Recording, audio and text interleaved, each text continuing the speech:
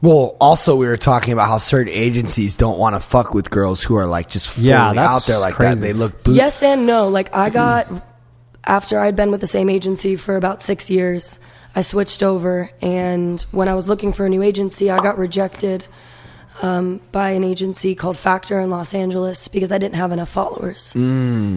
But I had the resume to back it up. I had the clients, I had the work, but you didn't have enough followers. Well, my friend Chris runs an agency called Saint Agency. Have you heard of them? Or my friend Chris, he just started his own agency a couple years ago, and like I showed him like Sylvia.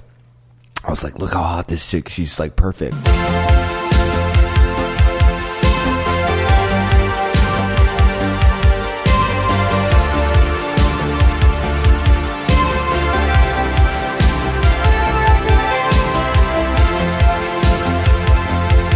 She's like, I love her as a model, and like I love putting her in my music videos. She has this classic like 80s like what's her name? What's wrong with my brain lately? I haven't been able to pull up I feel like the dopest model ever from the 80s. Like she has like a mole right here. Oh. I mean, she's like I know what you're talking about. Cindy Crawford. She's like the fucking Cindy Crawford of like now. Yeah, but Cindy Crawford isn't in right now. Like no. Being a white girl isn't in the fashion industry. Yeah, also she's kind of thicker. She's definitely not like a like today we shot like Class.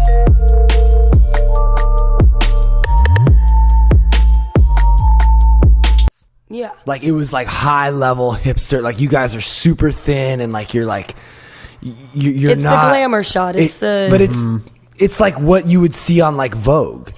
I feel like you guys have that, and this girl like she's thicker and more sexy. And like there is like a classiness to like compared to like so not. I mean, to any of our thicker models, like it's like it seems like we're like like oh she's hot and that's the whole video. But when we do something with kind of like the classier type of model, it seems like higher level for some reason.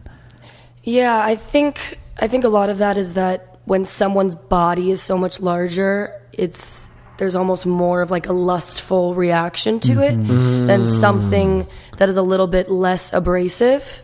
I think you kind of admire it from a second, and then you decide like, oh, I'm into it, I want to fuck it or whatever. But when you see something that's big titties, big ass, the first reaction is, I'm into that. It's like in your face, but it's almost like too sexual.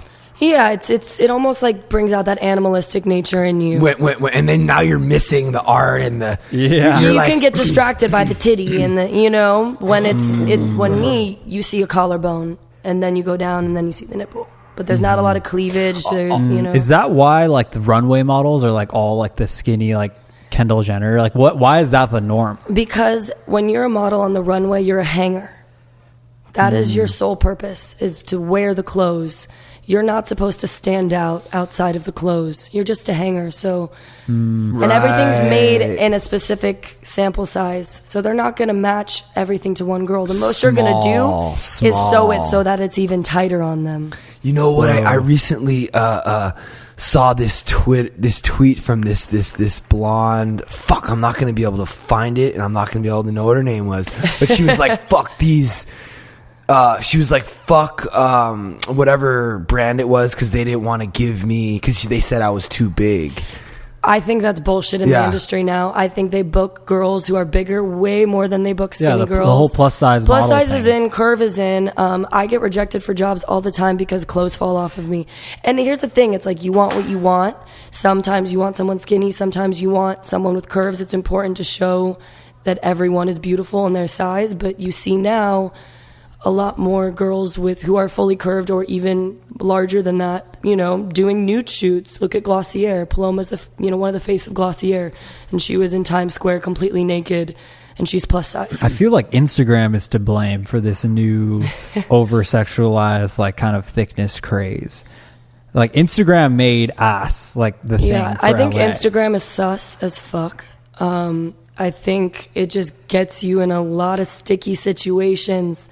Like the model or the person viewing it? Both. Like the amount of random DMs or, it's easy to to send a video that's going to disappear, to send a message like that's going to disappear, or you're constantly thinking about the next best thing. You might be in a relationship with a great girl, but there are 20 other girls who are throwing it out on the internet, and that's a lot easier to give into than the person that you actually have to put the time and the effort into that's physically there. You're like super woke. Thank you. This is crazy. But to finish what I was trying to say earlier about Sylvia is that I'm personally like attracted to her. Like I want to fuck, but it's like, yeah, there's kind of like this class thing missing, like the Vogue,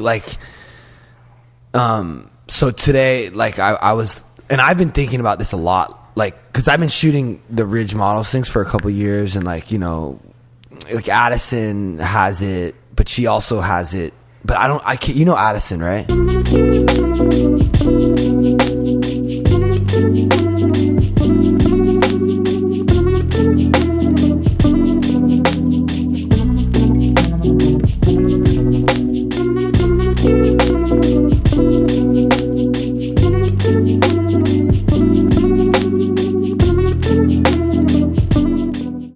That 16-year-old model that like Veronica's like does her hair and shit. Addison Probably Justice. probably on Instagram. Like I just like, I'm trying to really, like, I'm feeling like I'm starting to really get it as far as like what's, like my friend Adam Franzino. Have you heard of him? Yeah, he's an amazing photographer. So that's like my good friend, and like I see all we just did his wedding, and I see what he's doing, and he just did this show called Muses, and like I'm understanding like the higher level. There, you guys, like a real model is more like human, like they're more like normal, but like not. But I think what you forget about the model aspect is that sometimes you just consider the model a pretty person, but if you actually take it seriously, it's an art form too. Yeah, no, they're not. You're expressing yourself through your body and through your movement, through your poses, through your eyes. Yeah. You're expressing a story and emotion. For me, I studied supermodels. That was my passion. I loved art. I loved photographers. I loved videography. I loved lighting. I wanted to know my production team when I did shoots. I wanted to learn because I was passionate about it. A lot of these girls just want to get attention, and they want to know that they're beautiful. It's like validation seeking. It's validation instead of actually pursuing this career as an art form, in my opinion. And that's the difference between what's classy and what's trashy.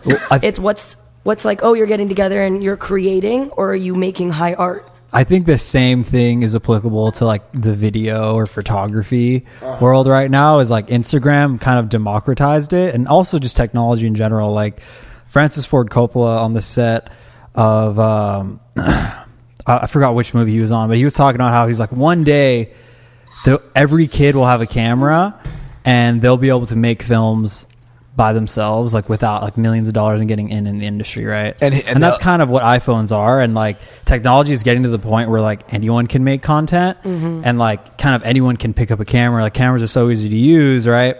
Like there's a lot of photographers I know that like just shoot girls like their asses in like some graffiti wall, and like and it's they like think it's one art. lighting, you know, and it's or there's like no lighting, which is like the worst, you know. And then same thing with videography too. I feel like it's all muddled now. It's all this gray area. I know so many trash like guys who do music videos in the Bay, and they're just copying other people's style, and they don't really care about what they're doing. And I think it's universal to every art form now, actually. Like, look at SoundCloud. You know, I love like the Suicide Boys and stuff. Yeah. But like, there are some really trash SoundCloud rappers who made it big because music is democratized now. Anyone can do it. There's no gatekeeper. I think that's good. I think it's good in the long run, but I think just as consumers, you have to be more conscious with what you're taking in, because everything is constantly affecting you. You're inundated with media all of the time, so you need to be conscious with what you're taking in and what you want to listen, what you want to spend your time on, in my opinion. I think there's like we're in this weird phase where it's just happening, so no one knows what to do. So like people are picking like bad artists and like some good artists, you know, and like it's like really shitty trap rap. Yeah, and like I think there's going to be a correction soon where like people are going to start realizing like, yeah, labels used to be the gatekeepers, but like people are going to really start thinking like, you know, is this really that good? I mean, we are the reason that people are popular. So if you're pissed off that like a rapper's big, it's like, well, why did you listen to a song 10 times like at the party and request it? You know, and it's like you made them pop off. You made something trashy pop off when you could actually create something of yourself of significant value and make that shit pop off. You have all of the resources to do it, all of the knowledge at your hand to basically do whatever the fuck you want to do. So